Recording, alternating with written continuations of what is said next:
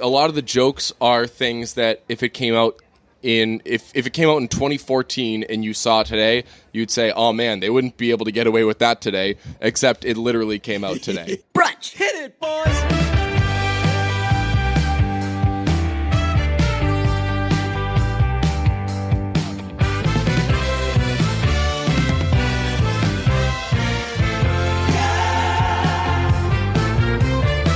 It's Monday, and I'm sure people are pissed about the last episode. Why do you say that? Because you said people are pissed about the last episode. I said one person was pissed about the last episode. I explained the episode to someone who hadn't heard it, and they were like, just be careful. Yeah, I think that our execution wasn't very good. Yeah, but I think that was also funny that we did not know what toxic masculinity meant. And then by the end, we learned what it was, and we were like, oh yeah, that's terrible. Yeah, well, I think it came full circle eventually, and I think that it was valuable for at least one person, because I learned what toxic masculinity actually was. And I was most of my examples, because we were jokingly turning things, accusing people who weren't being toxically masculine of being toxically masculine, except we were actually accusing them of just being sexist, when toxic masculinity is actually guys are supposed to behave this way and here's what guys are supposed to do,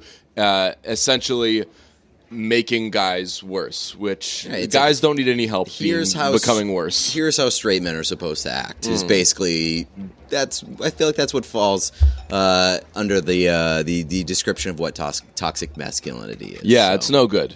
Yeah, so if I had to bring up another suggestion of toxic masculinity, fake tanning was one that was brought up to me. It has to be news stories. It has to be things that were... I know, but I'm just saying, because I was bringing up ideas last episode that I was trying to think of, some serious, some funny, but like self-tanning is absolutely something that gets frowned upon for guys a lot. Where like, oh, I'm a big tough guy. Have you ever self-tanned? Yeah, oh yeah.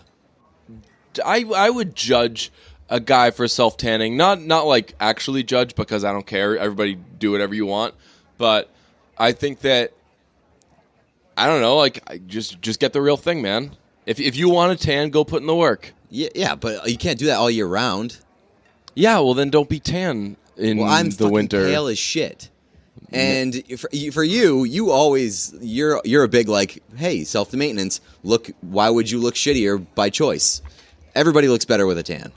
I suppose just look like yourself. You're shaming me right now. No, I'm actually. You're shaming yourself. I'm not shaming myself. I think that it's a good thing to do. You're saying that you can't look good the way you are. I'm saying you're beautiful the way you are, and that if there's anybody out there who looks like you, you're shaming them. I think personally, everybody tends to look better with a tan. I feel better about myself when I have a tan. I'm like, ooh, look at that guy in the mirror. It's a nice little ego boost when you walk by a mirror and you're like, hey, I'm tanner than usual. Can I tell you something? What? I think that tanning most of the time doesn't even exist. What? That doesn't exist. How many times has someone gone up to you and been like, ooh, you look tan, when you're like, well, nothing fucking changed. That's in your head. You just decided you look tan is just a greeting that doesn't mean anything. I don't know. I think that when somebody comes up and says, hey, you look tan, and I'm like, oh, I didn't know. Nice. I think it's just a nice little pump of the ego. Do you then look at your art? Yeah, and I'm like, really? Is it the lighting in here? Yeah. If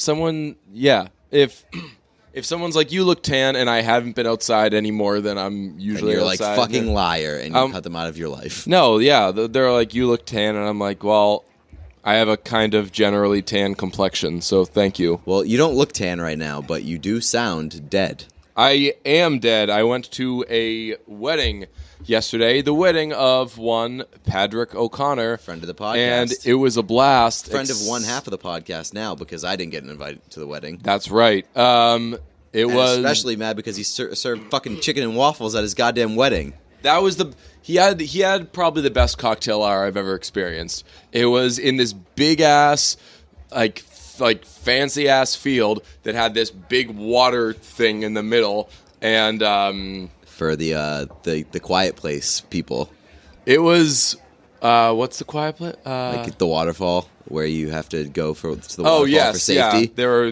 We were doing big woos. No, it had like this big thing in the middle with water, like a big ass water fountain, and the music was like very 80s, and it was just an unbelievable vibe.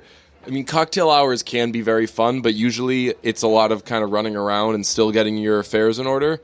And this wedding had, I want to say, like an hour and a half between the ceremony and the cocktail hour. That's a long fucking time. Brilliant move, though. We went right after the ceremony. We went and got ice cream. Fantastic. Okay. Then went to a bar.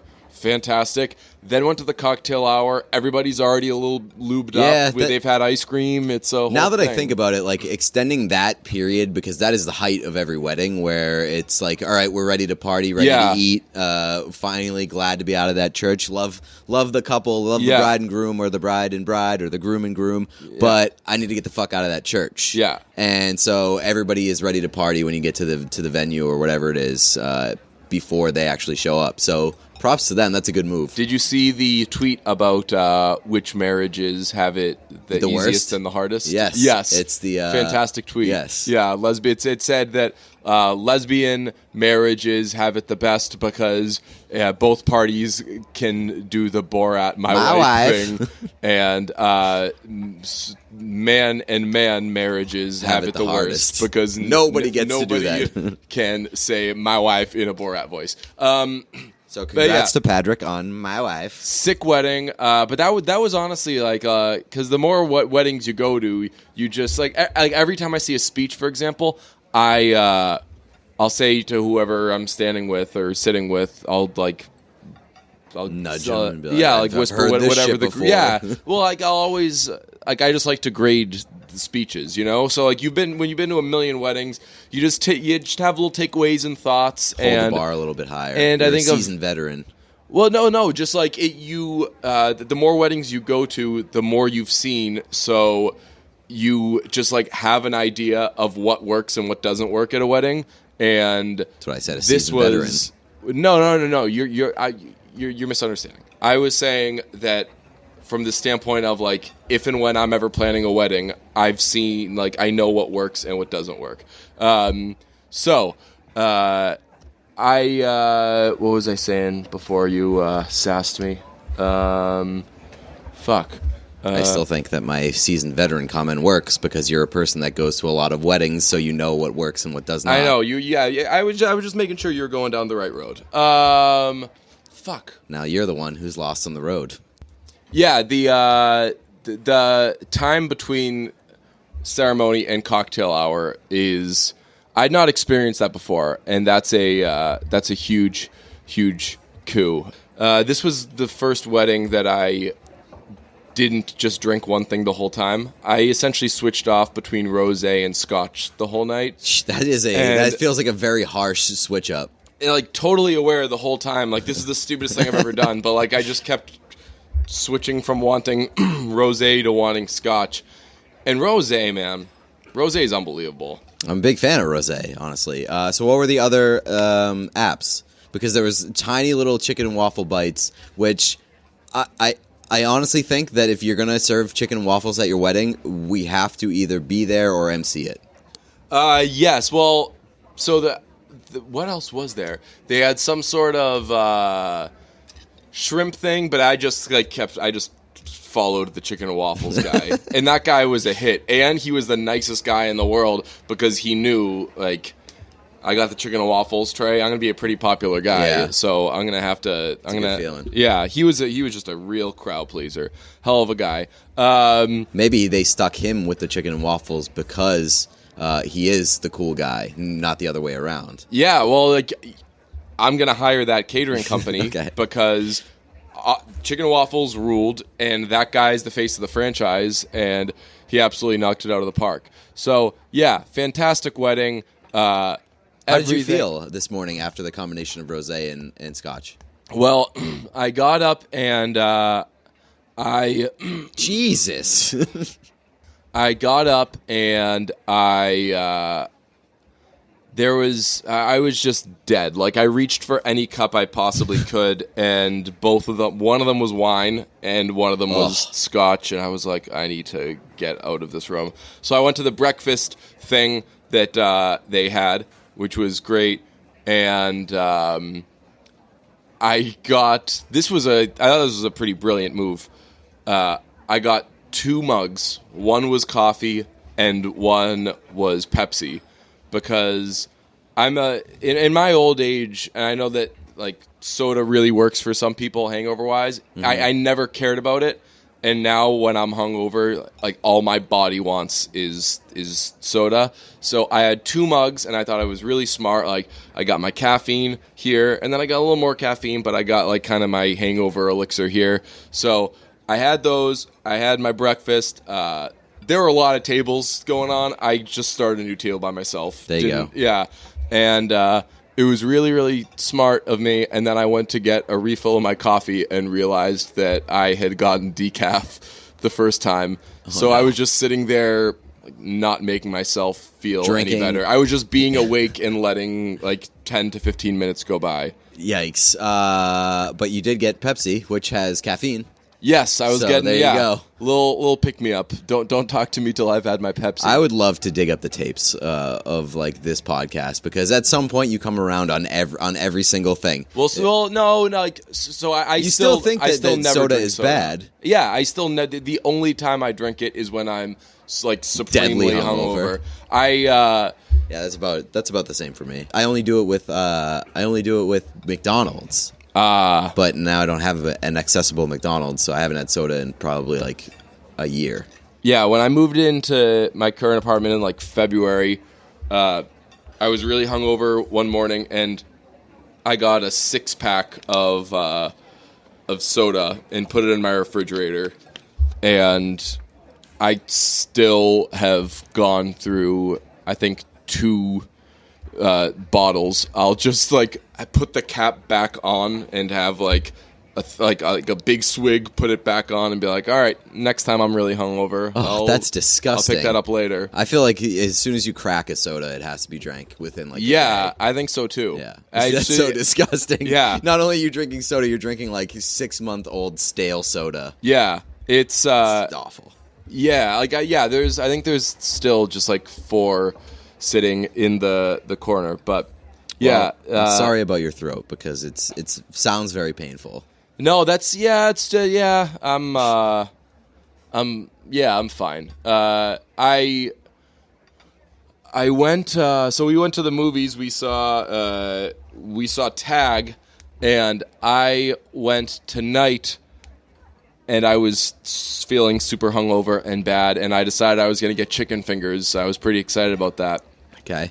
And I went to get the chicken fingers, and the lady said, we can't make the chicken fingers right now because blah, blah. And I was like, you know what? Save it. There's always some sort of excuse like that at They can never theater. Make the coffee. Yeah. They can never do anything. Like, There's always something with the movie theater. I went to see Tag on Friday morning at 10 a.m. Look at me. But I wanted to go get a coffee, and they sent me to the bar, because apparently that's where they make the coffee, and I went to Showcase. Really? Oh, yeah. And so I went to the bar, because that's where they have the coffee. So there was nobody behind the bar, because it's at 10 a.m. Yeah. And so I was like waiting, and they were like, oh, somebody will be there in like a couple minutes. And I was just like, you know what?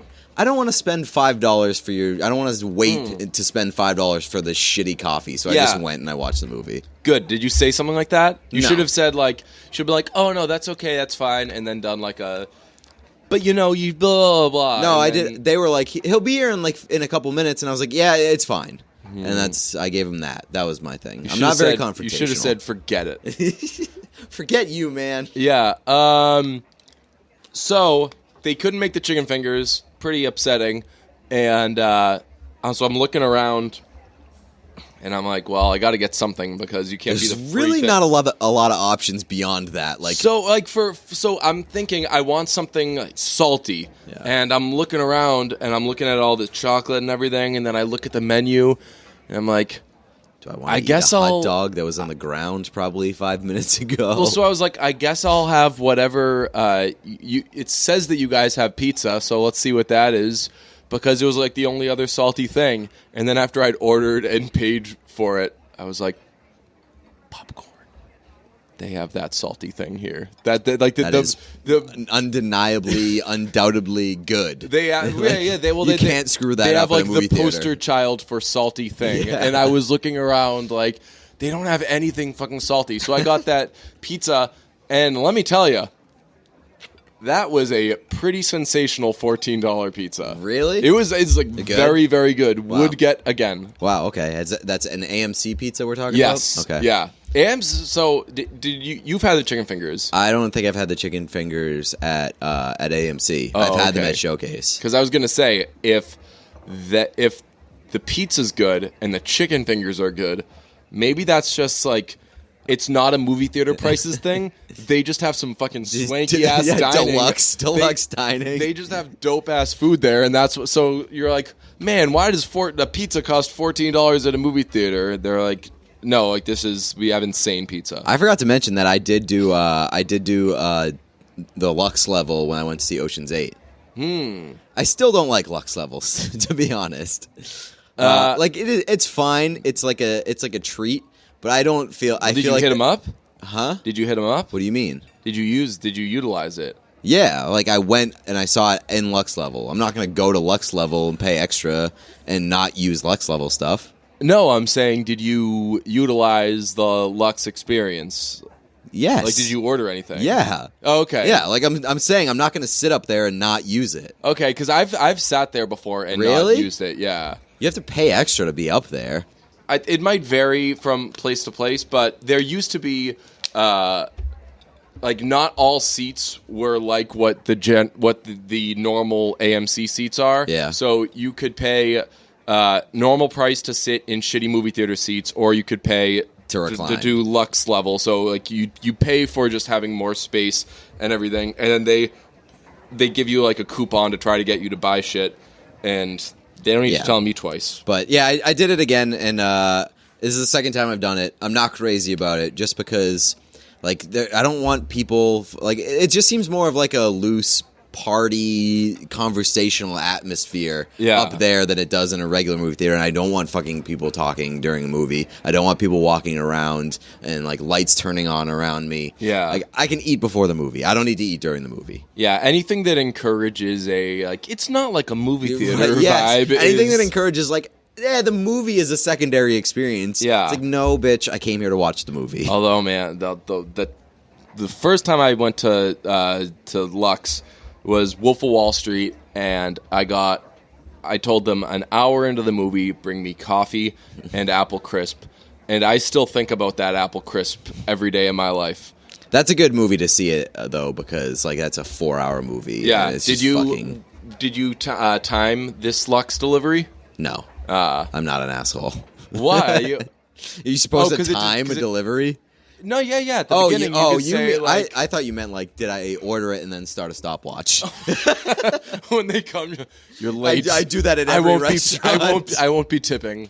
That used to be a thing at Papagino's. Yeah, like 15 minutes or less, and your pizza's free or something. Yeah, and one of my friends was an asshole. He would always be like, really? It wasn't in 15 minutes. They're like, yeah, it was. No, it wasn't. And that's so. If you ever walked into a Papagino's between like 1998 and 2005, it was just children and the staff screaming at each other over time of delivery. Yes, yeah.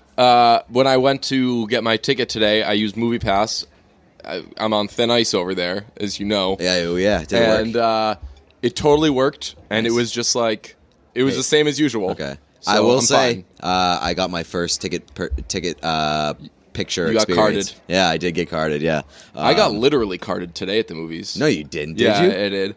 Wow. Yeah. That's rough. But it was, so the guy at AMC is just like a really chatty dude. So I think that he... Who is it? Is it the guy in the wheelchair? Yeah. Okay, that dude is the man. He's like super engaging. Yeah. So he carded me today. And I was like, did he shake your hand? Yeah, that guy loves shaking hands. He's dapped me up a bunch of times. Yeah. I think that honestly, he just wanted to keep the good time going. Yeah, and he was like, "How do I keep DJ around? Okay, let's cart him." Usually, it's the opposite. Not so How do fast, I get DJ out of here? Yeah. No, I love that guy. Every time I go there and he's working, I'm like, yes, this dude is like what like a greeter should be. Yeah, he is fucking loving it. If he, the only time I don't love it is when I'm fucking late for the movie, and I'm like, oh shit, I'm gonna have to have 5-minute conversation. Now with you got this a little guy. side conversation going on. So shout out to that guy. What did you think of the movie? I thought it was quite good. Yeah. So what I'll say about it is that it is a wild ride. Yes. Do we want to do spoilers? Probably, right? Yeah, well, we should refer to the setting of one big part as the meeting. Okay. And then I think that we're fine. Okay.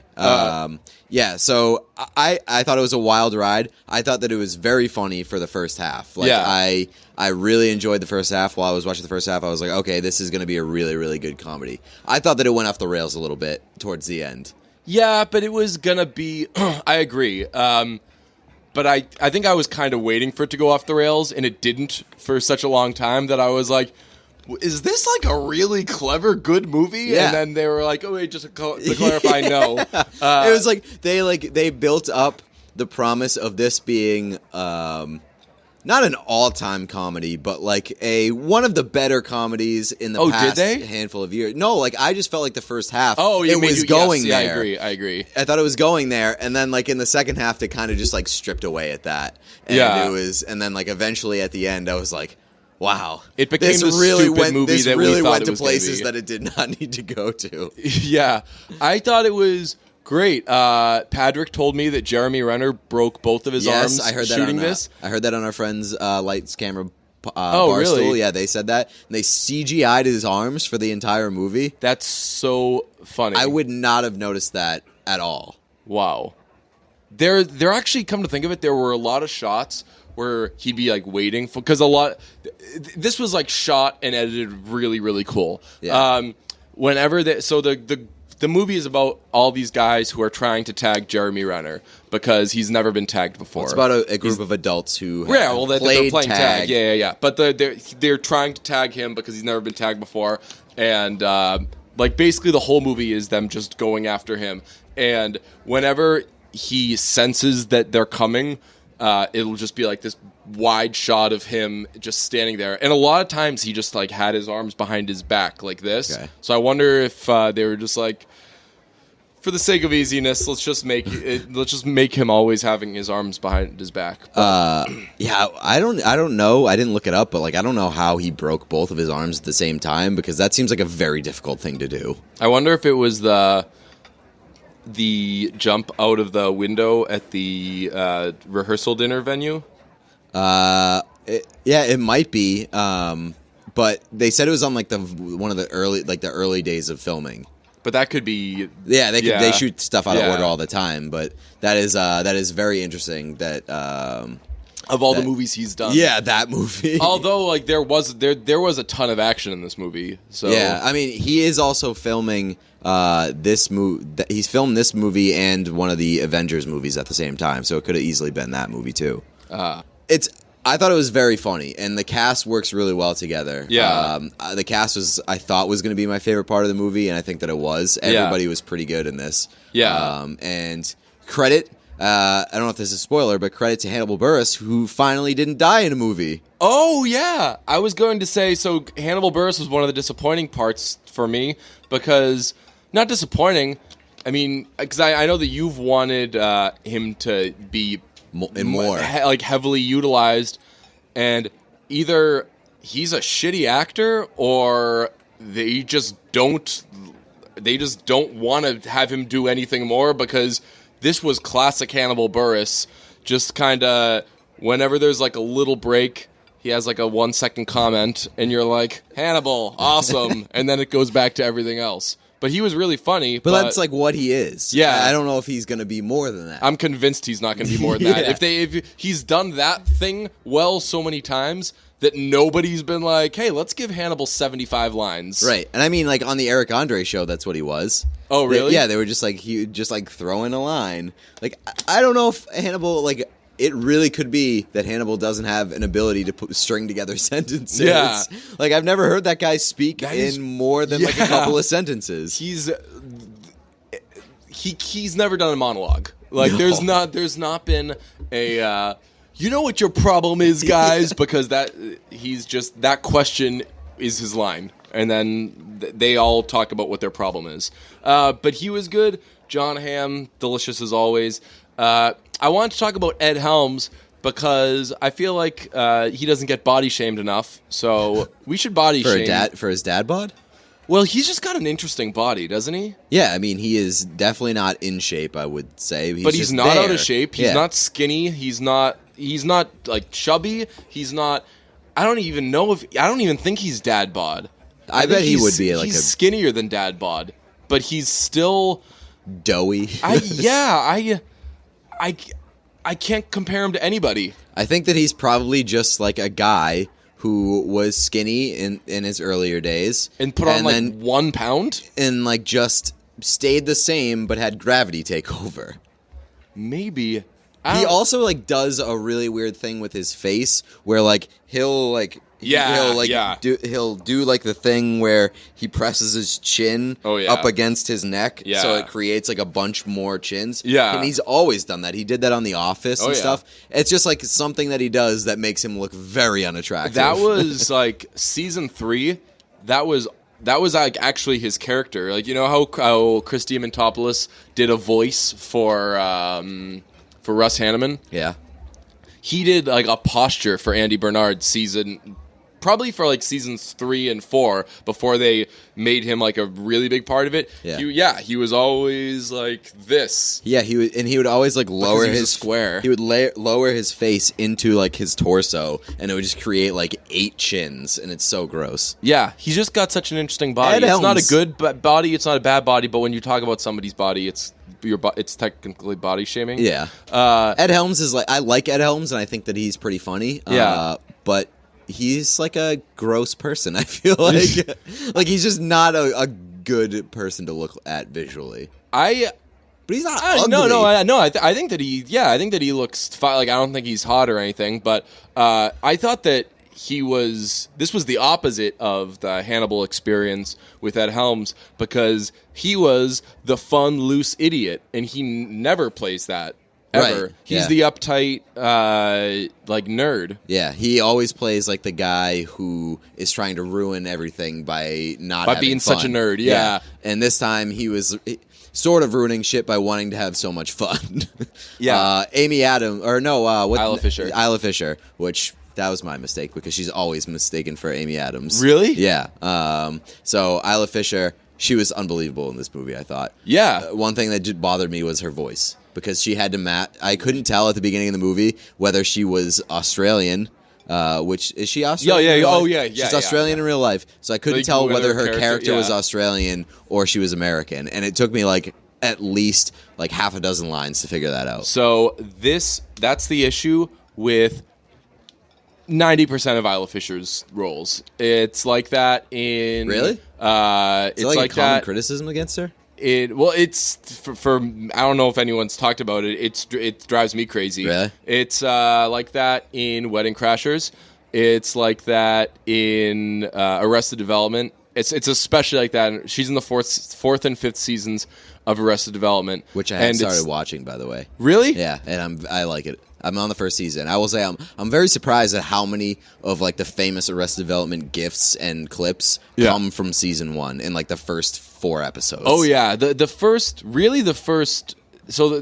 3 seasons are considered like the height of television, but really, if you want to nitpick, it's like maybe even just seasons 1 and 2. I'm rewatching it right now, and I'm on season 3, and it's ridiculous how fucking funny that show is.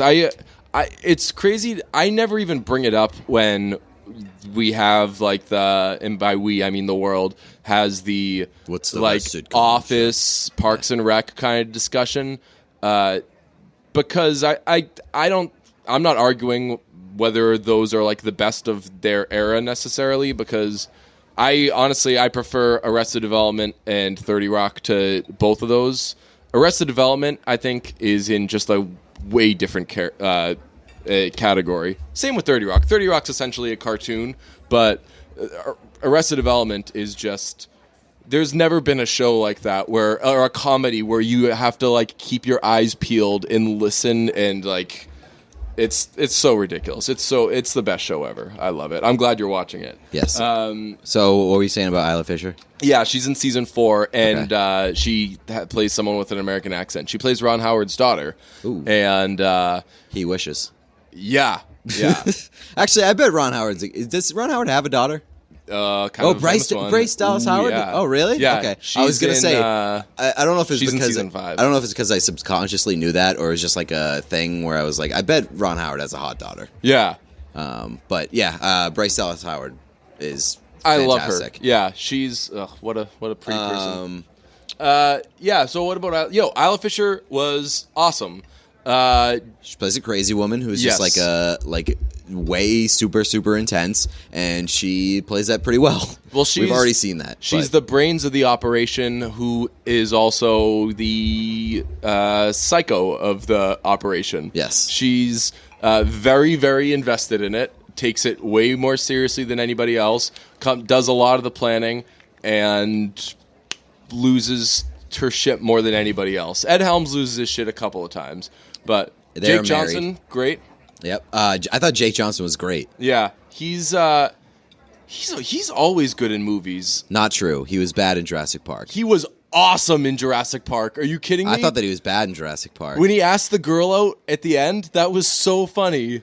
Maybe I need to rewatch Jurassic World. He was like he was the comic relief in that movie. Yeah, well, he was the he was like an IT control guy room, or something. Yeah.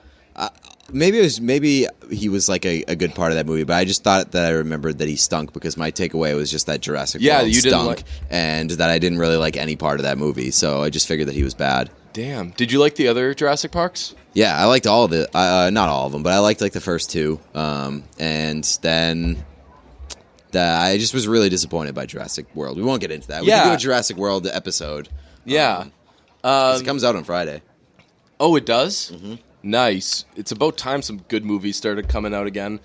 Something else good is coming out soon. Not Mamma Mia 2. That's coming. I'm going to rewatch Mamma Mia soon. Sicario 2, I think, is coming out soon. We got to do a trip to New York for Mamma Mia 2 to watch it with Jeff Lowe. And Ken Jack. And then the night before, to get ready, we have to go out and do karaoke, and all of us each have to do Mamma Mia. I'm 100% down. Wouldn't that be so funny? That'd be a great idea for content. I was listening to ABBA recently, because, of course, and I was listening to the song Mamma Mia, and I was like, fuck, how have I never done this song karaoke? This song has fucking karaoke written all over it. Yeah, very like... I thought that Tag was going to be a stupid movie, and it was way better than I expected. I legitimately liked it. I really liked it. I just think that it came unhinged at the end, which is, I think that it's afforded that, that thing because it was so good in the first half. Right. Because, again, I wasn't expecting this to be some incredible movie where, like, I'm not giving it that leash to be a little bit insane at the end. Yeah. But I will say, if we're doing spoilers, like the end of that movie is very cringeworthy. Like, I was uncomfortable. They mixed it. Throughout this entire movie, they mixed in like a lot of. Are we allowed to laugh at this? Yes. Yeah. A lot of like pushing the envelope. Or second scene is it's the second scene. Jake Johnson gives Isla Fisher a bloody nose.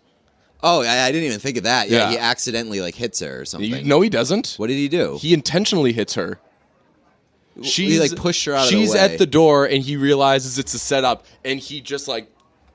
He goes like through her, like Red Rover style, like a running back going into the goal line. He just like it was an accidental bloody nose. He didn't like sock her in the nose. No, like he didn't hit her in the nose, but like it was physical violence. Yeah. But so throughout this movie, they work in. I guess this is spoilers. So again, if you care about spoilers, maybe tune out. Whatever.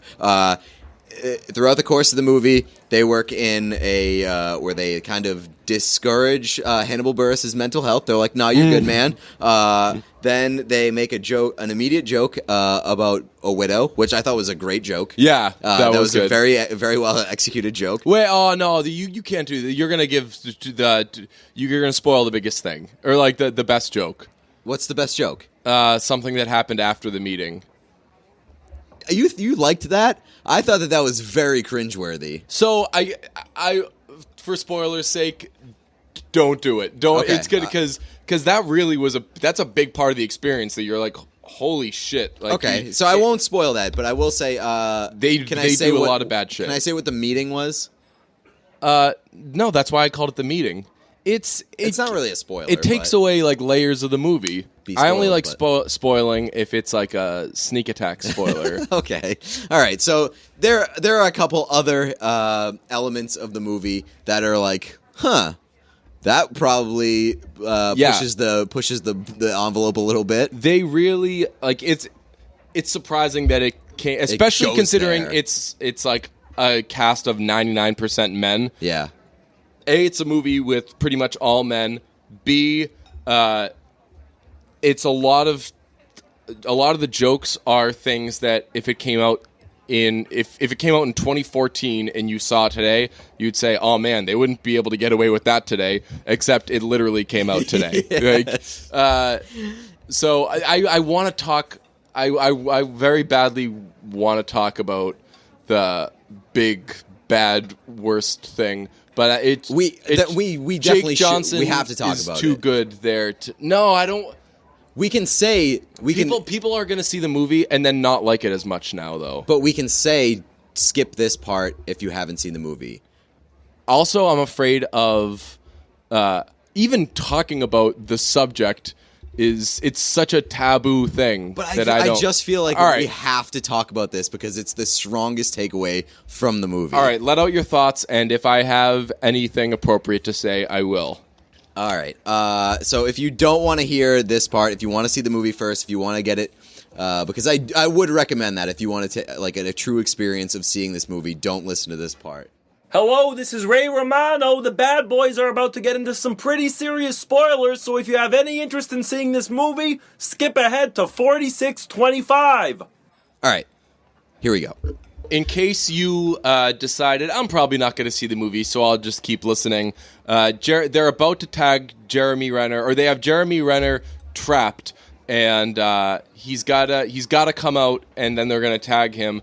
But his fiance shows up to yell at them for playing tag, and then starts to have some pain, and she makes it quite apparent that she's probably having a miscarriage. And then Jeremy Renner comes out and he says, like, if you guys come near me like ever again, I'm gonna, what does he say? I'm gonna step on your something about like a voice box, or windpipe. I'm gonna crush your windpipe. Yeah, I'll crush your windpipe. It's like a serious don't you fucking dare. She's having a miscarriage. Yeah, and he delivered it in like a I'm not fucking around tone. And everyone's taking it very seriously except for Jake Johnson, who's pissed. He's like, oh my god, they're so clearly faking a miscarriage. Because Jeremy Renner's character, up to this point, is like the master of deception. Yeah, is like an very absolute calculated, has everything planned out, an escape plan for everything. So here, Jake Johnson was like, this is definitely his escape plan,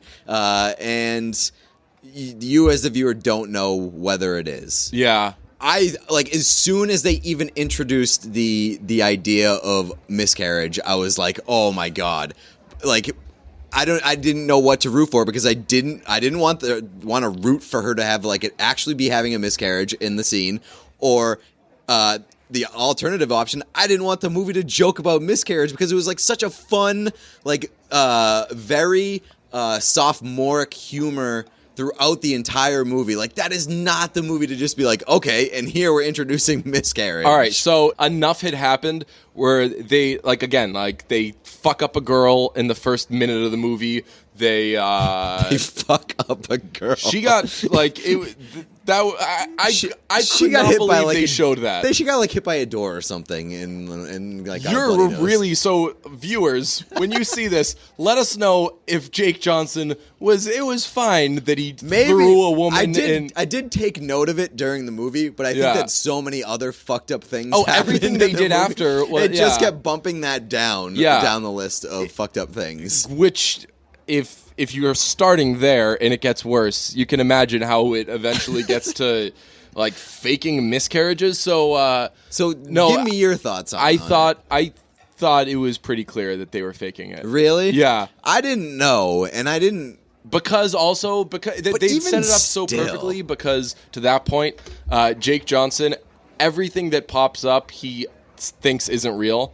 So Jeremy Renner's getting married, and they're at the rehearsal dinner and all these things, and Jake Johnson does not think that marriage is even is even happening. He thinks that everybody's been hired. They're in the hospital at one point, and he's asking a doctor if he's a real doctor. They can let him know hospital is real. Yeah, he goes. That was one of the funniest parts of the movie. He goes, "You can be honest with me. I know that like we're all playing a game and everything, but is this real?" And he's like, "Is what real?" And the doctor like, this whole thing, and the doctor goes, like, "This hospital?" Yeah, and the doctor goes, "It's the stupidest question that anyone's ever asked me." So he's skeptical of all these things, and you're kind of supposed to be skeptical along with him. But then they're all shot down. They're like, "No, of course it's real. Of course it's real." That when it got to the worst possible thing, I was like, "So this will be where he's the only one who's like, I'm skeptical of this," and he's right. So. But then when they find, so it turned out that they did indeed fake an fake a miscarriage. Oh my god, that was terrible association. They faked a miscarriage, and the dialogue after that. That's why I don't want to talk about it, because it's bad enough that that it even happened. It is so uncomfortable. Yeah. Like, I sort of understand why they did it, because, like, again, Jake Johnson's been skeptical of all these things, and you obviously need, a really terrible thing to pin that scene on, because it shows just, like, how dedicated Jeremy Renner is to the game, and it shows, like it has to be fucked up for Jake Johnson to be the only person thinking that this could possibly be like a way to get out of it. Yeah. And so, like, I don't know what else you choose in that situation, but I was so uncomfortable at just the subject. Yeah, being broached by, and especially by that movie. Right. Of all movies. It's a... Yeah, I guess that was clearly the big surprise for both of us, that this... I thought that... I didn't think that this movie was going to be, like, super PC or anything, but I haven't seen a movie... Like, you in forever, where like, I was like, I can't believe they put that in a movie. Right. Like, a movie can go there, but that movie went there multiple times. And it kept going back. Yeah. And there was, for me, I guess, like, maybe what made it a little bit more difficult to swallow was that there was never, like, an A+ sort of comic relief punchline to kind of, like, ease away all that uncomfortableness. I would actually say the hardest I laughed during the movie was for the 2 minutes in which Thomas Middleditch was present. Oh, yes. He's in the movie for, honestly, probably 120 seconds, and I laughed from probably second 15 on. They're trying to get information out of him, and he's very protective, but he keeps going back. He keeps turning everything into either them wanting him to suck them off or them wanting to suck him off, and he keeps everything. They keep saying, like, no, we don't want anything sexual. We just want to know where's Jeremy Renner's character, and he takes everything back to that. And like, I'm not going to suck your dick, though. Right. You homophobes. And then he starts calling them homophobes. The funniest line in the movie is he says, like, blah, well, I don't want to get accosted by you dick-sucking homophobes. And they're like, what? And then later, they're like, they're like, all right, then we're going to torture you for the information. And he goes, well, I'd rather die than be sucked off by you homophobes.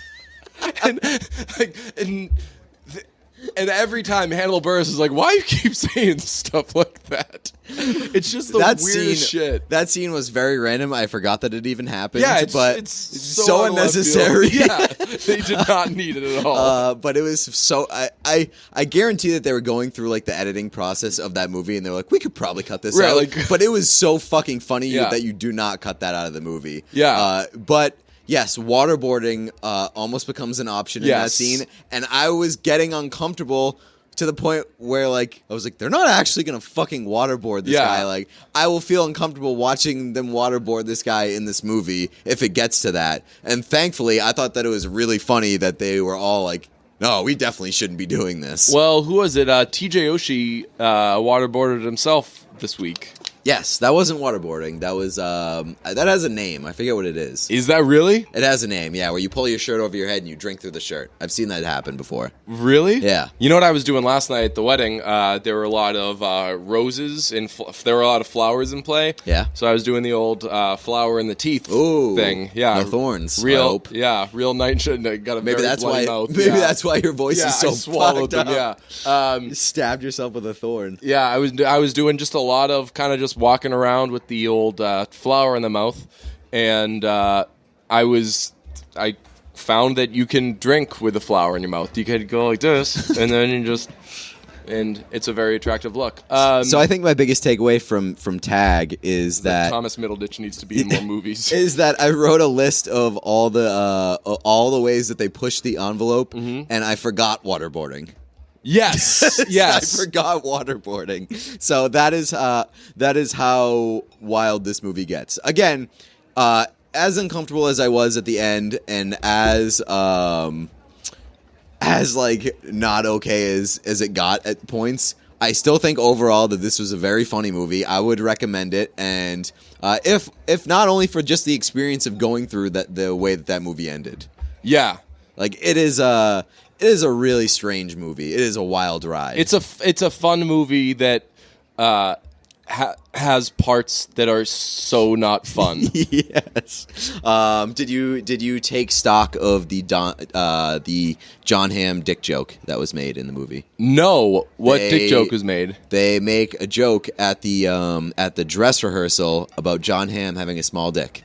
And I think really? That I was giggling to myself in the theater. Nobody else found it funny. Like, you idiots don't get it. Yes, I was like, this is funny just because I know. And I really hope that that's why they put it in the movie and gave that line to be directed at John Hamm. They, so this movie starts with a writer from the Wall Street Journal is doing a profile on John Hamm's character. He's a big CEO. And Ed Helms' character comes in and tags him, and then she decides, all right, forget this story that I'm doing. I'm going to follow these guys around and do a thing on it.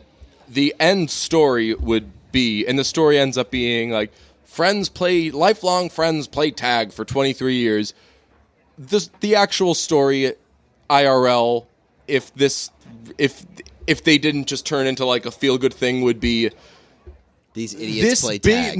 This big CEO breaks into houses and does all sorts of illegal shit, and he came this close to waterboarding a guy, and he was on the right side of a very touchy discussion about something that we're now out of the spoiler zone, so we can't say what they were talking about, but there was a real bad reaction to that. He keeps some terrible company. That would be the profile. But, like, in the real story, I believe that this is very loosely taken. Right, well, that's what I'm saying, yeah. Like, the actual story is, it's like they go on a golf course, and they're like, hey, gotcha, buddy, okay, see you. And in the movie, they're, like, fucking, like, flying and doing all sorts of shit. But, any other final thoughts? Well, I had thoughts on the previews, because they pulled some shit. They showed a horror movie before The a Nun. comedy, which I hate. And so it was for The Nun, and it had the biggest jump scare That was I've a ever seen in wild my life. jump scare. The whole theater was like, "What the fuck?" And I don't know whether it was the editing of that trailer, but like when the jump scare happens, I'm pretty sure there's a massive like bass boost thing that is like shakes the theater. So I went at 10 a.m. on a Friday morning. The people that I sat next to, it was a middle-aged mom and her mom who was up there. Like her clock's expiring soon. Almost done. Yep. So nearing the end. One last movie. Seeing the light already. One last movie, and it's a really fucked up one. And nobody in the world hated that preview for The Nun than the two ladies sitting next to me. Oh man! And you could tell as soon as the preview started that it was going to be a horror preview. Yeah. And they were actively voicing their displeasure with it immediately. They were like, "Oh no!" I was honestly, me seeing that preview before a comedy was exactly the little kids in Australia seeing the Hereditary preview before like the bunny movie or whatever. Peter Rabbit. The Peter Rabbit movie. I was like, fake ass bunnies. what is it? Are they going to turn this off? There's been a mistake. You should do that next time. You should Hello? just scream Hello? at the projector, man. Is there people up in those projector booths? I don't think so anymore. Yeah. No. I don't know. That was a really scary ass preview. As was another one. Did you see the preview for Searching? No. That's like a horror movie catered to me. It's like a technological horror movie. Ooh. It's who's Harold in Harold and Kumar? That is Not Kal Penn. The other guy is Kal Penn, right? I don't know. I don't know So who it is. he's video chatting with his daughter, or he's FaceTiming with his daughter, and she gets off like the call a little early, or like a kind of like a weird little abrupt way. So he's like, "Huh, that was weird," and John Cho, and he's like, "Huh," and he just starts to like kind of check in on her, and she hasn't been to class. She hasn't been going to class. She's been keeping up on Facebook and doing all this stuff, and everything is just like her life appears to be happening. Front-facing is right. happening. Her life appears to be happening because her Facebook exists and is current, and her social media and all that sort of stuff. Okay. And she's been like, something has happened to this girl, and like how long has she been missing? And it's basically like a social media horror movie. And so it's Ingrid Goes West. Yeah, pretty much. It's any sort of like technology, scary stuff is just, you might as well be showing me The Nun, because that is some scary stuff. So those previews pissed me off. But I'm gonna see this scary John Cho one. They showed a preview for A Star Is Born, the Bradley Cooper and Lady Gaga movie. I didn't see that either. You haven't? Did you see the trailer when it? No. It never? No. Okay. So they're in a movie together, and he's a big, cool rock star, and she's not, and they make music together, and they fall in love, and it's this cool thing. And I saw the preview when it came out like a week or two ago, and I was like, man, Bradley Cooper looks so fucking cool in this movie. It must be so cool to play like a rock star and get those like cool shots of you and all that. And I was watching the preview tonight, and it says from director Bradley Cooper, and I was like, "Oh, that doesn't fucking count. You can't direct a movie just to make yourself look so fucking cool." But to argue a counterpoint, I'm sure it's been done. I understand what you're saying too, but to argue a counterpoint, like extra points to Bradley Cooper for getting credit for the cool shots that make him look cool. Yeah. He's double dipping there. It's good directing. Yes, yeah. It's like hiring a photographer to follow you around and take exactly the photo. Like, sometimes when you're like, oh, this would be a really cool photo take, but I'm not going to ask someone to take my photo. It's like to have that person around to capture that shit, and then you get to take credit for those pictures. Yeah. Oh man, like he's that is genius. the ultimate cool move by Bradley Cooper. No, it is. It makes him a son of a bitch, though. It could be cool. But it makes him a piece of work. Right, but I'm fucking very jealous of it. And Gaga looks gorgeous in it. Okay, that doesn't surprise me. You told me to listen to the Kyrie Irving song. Yes, what do you think? I think it's awesome. Ridiculous? It's so good. Yeah. It is a very dumb song. Yeah. But it's Kyrie Irving, so I'm not expecting not a dumb song from Kyrie Irving. It is very catchy and very sort of 90s, like New Jack fun. Swing. Yeah. It's honestly, I tweeted this.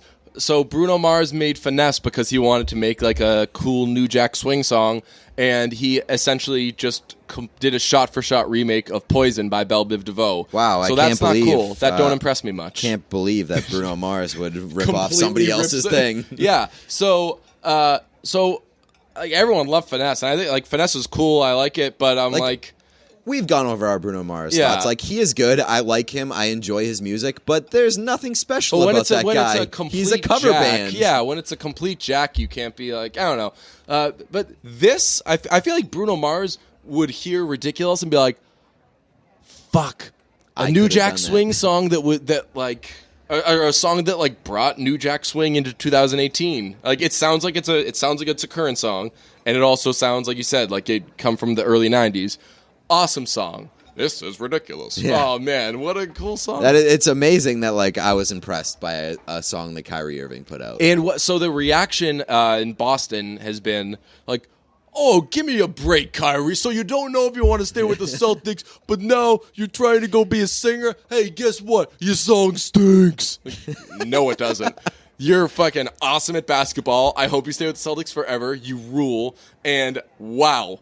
A good song too. How about it? How much involvement do you think that he had in that song in terms of its production? I don't know. There's video of him tracking it. Really? Yeah. My guy, what's his name? Do you follow lifelong Pelican fan man 69? No. It's a. I wish I do now. He's like a real MVP of weird Celtics Twitter. Okay. He's like basically their ETD. Okay. It's just like the weirdest. So when that song came out, he tweeted, "My whole crew ridiculous," and it was like 4 pictures, and it was one of them was Smarf from Too Many Cooks. You know Too Many Cooks? Yes, yeah. Smarf is like the bloody cat. Oh my god! So Weird Celtics Twitter calls Marcus Smart Smarf. Oh, so it's like my whole crew ridiculous, and it's like Smarf. You really buried the lead Yabusele, yeah, really buried the lead of calling Marcus Smart Smarf. Well, yeah, I didn't know. I thought that you might. I did not know that. Yeah, that is perfect because Marcus Smart has like an alter ego that just ruins basketball games. He has like a Smarf. He has like a bloody cat vibe to him. So yeah, I forget who else was in it, but it was just hilarious. But yeah, I'm for sure going to be using "My Whole Crew Ridiculous" as a caption. I meant to do it this weekend, forgot. Okay. And what else? We should absolutely make Marcus Smarf shirts that are just like Celtics jerseys, but covered in blood, and they say Smarf on the back. That's not a bad idea. Speaking of merchandise, we have a secret merch item that if you are a patron to our Patreon, $2 or more, you get our secret merch hint. Somebody got it. Really? Yeah. Immediately. Really? Yeah. Wow. Which is impressive because the hint is not. It's helpful. Yeah. But it is. It can go a lot of different directions, and so the secret URL is kind of hard. Yeah. So I'm impressed that somebody got it immediately. I showed some family members today, and it got big laughs. Got big laughs. They're like, "Man, so that here's thing. A little free hint, man. So that thing really is important to you guys." Yes. So could be anything. My whole shirt ridiculous. This is gonna be weird. I've never been a Bill Simmons stan. Yeah. But Kyrie was on his podcast. Did you hear it? I heard snippets. I'm not kidding. must listen. Okay. Not necessarily because Simmons like is pretty good in it, but Kyrie is unbelievable. I haven't listened to like a lot of Bill Simmons' podcast stuff just because that guy has the nerdiest voice of all time. Yeah, his voice is so nerdy and like nasally. He has just like a familiar voice to me. Like he reminds me of like one of my cousins. Like I have a cousin who's I don't know, he's probably like 40, and he just is Bill Simmons. He's like just like a big basketball fan, like really into what he's into. So yeah, I guess he just reminds me of my cousin. My cousin's not a nerd. So. Simmons must be on like a crazy hot streak because I had one of my college professors send me his podcast with Charles Oakley and said that this is a must listen, and he's not a sports fan. Really? Yeah. Interesting. I'm yeah. I honestly might listen to it again. I was listening to it on my way home from the wedding this morning, and as soon as I got home, I rewatched the fourth quarter of Game 7 of the 2016 NBA Finals because I was like that fired up about Kyrie Irving. Okay. I feel better about his situation in Boston. I think that he just clearly doesn't want to say, for whatever reason, he just doesn't want to say, I'm going to stay. But he just talking about how sick the Celtics are going to be next year. He's like talking about what he does in 2K and everything. He's like, we're going to be me, Jalen, Hayward, Tatum, and Al. Like, fuck who beats that starting five? Yeah, like my squad is ridiculous. Yeah, like yeah. Whole dang crew ridiculous. Like whole dang second unit ridiculous. I've been playing a lot of 2K lately. I'm gonna start playing 2K because Really? I have crazy NBA withdrawals. Okay, let's play 2K and stream it. Do you? Yeah, I would love to do that. Do you remember the one time that we played 2K? Yes. Was it the only time we played? Yeah, it was the only time we played. Well, it was a lot of fun, and we had some chatter. Well, going it was on comeback season. I smoked you in the first quarter. Oh, that's right. And then, like, by halftime, I was only up by a few. So I was like, all right, pay attention, Deej. You got this. And then the second half, you blew me out by, like, 80 points. Okay, I'm dead serious. I am itching to, like, get on the Twitch games and start streaming a little bit. And I don't know, like, who to do it with because I'm very I don't want to do it by myself because I don't know what the fuck I'm doing, and I'm not good enough at video games to carry that. So let's fucking do it. Yeah. Let's stream 2K. Are you going to get a PS4? Do you have a you I have think an I do. PS4? Yes, I do. Yeah. So you just have to get a PS4 Yeah. and a headset. That's it. Nice. Yeah, I'm down. Right. I got to see. I think I have like one or two other friends. That doesn't have anything to do with anything. Jeff has a PS4 too. He does? Yeah. Nice. So we can stream with Jeff too. Could we all play on the same team? Yeah. That'd be sick. And then like we could get Jeff, I think my friend Julian plays. Okay. And we get one more no, I think my friend Julian's good at it though. So? I think that he has like a team. Yeah, but we can so what you can do is I think you can like squad up online and play like one person, like play a person. Yeah. Like a character. Yeah. And like you all team up and you go and play against other squads. That's going to be ridiculous.